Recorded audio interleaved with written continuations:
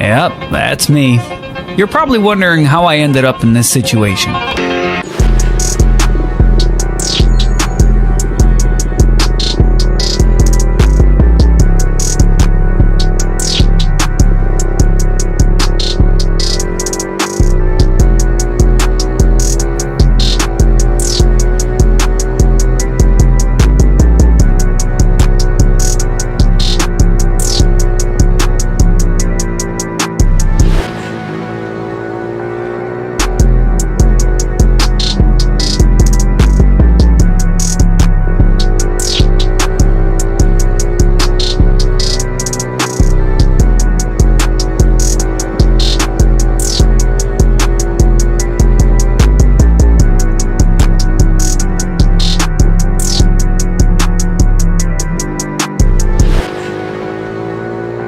Akala ko ikaw ay akin, totoo sa aking paningin.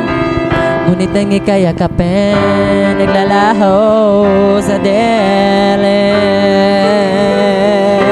Ninais ko mapalapit sa'yo, ninais ko malaman mo ng mga paghihirap ko, naniwala lang sa'yo. Ikaw ay aking minahal, kasama ko ang may kapal. Ngunit ako pala isang hangad, naghahangad ng isang katulad mo. Hindi ko na kailangan, umalis ka na sa aking harapan. Ibang yun ay naglaho na, at ito ang iyong tahanan. Ako'y masyadong